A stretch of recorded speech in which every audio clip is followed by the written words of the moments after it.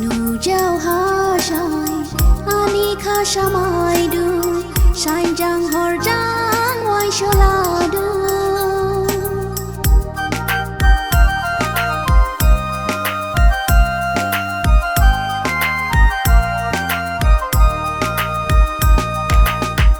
bao ha la du jini ham jau ma ke thimi ja jau du nu jau ha shai ani kha shamai du shai jang hor jang wai shola du mai shin ja lang lai lang la du din ke bao hi kha mu ha ni ngani ji ya shi ang ni ni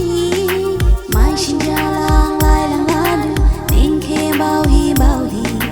kha mu ha ni ngani ji ya shi ang ni ni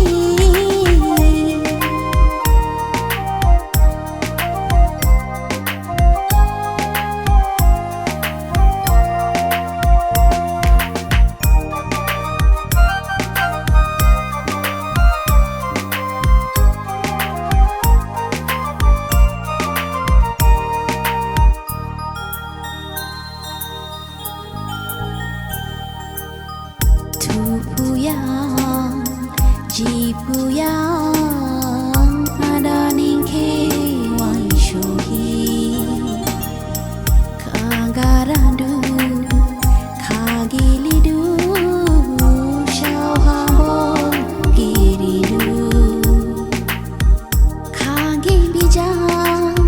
ham jau dua, lonya da jang ke. Mai shin ja lang lai lang la du din ke bao hi kha mu ha ni ngani ji ya shi ang ni ni mai shin ja lang lai lang la du din ke bao hi kha mu ha ni ngani ji ya shi ang ni ni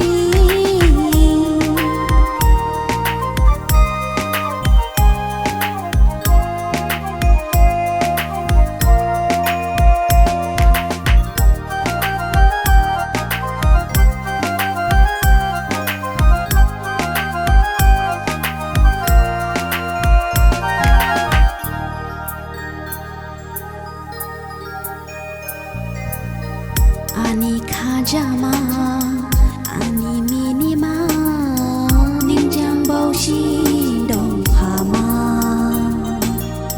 ga jau bo nang ya gu phu bo nang ya chia sini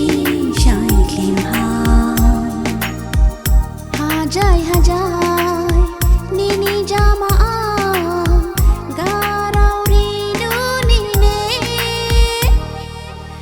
shin ja lang lai lang la du ning ke bao hi kha mu ha ni ngani ji ya shi ang ni ni mai shin ja lang lai lang la du ning ke bao hi kha mu ha ni ngani ji ya shi ang ni ni bao ha la du jini ham jau ma ke thimi ja jau du nu jau ha shai ani kha shamai du shai jang hor jang wai shola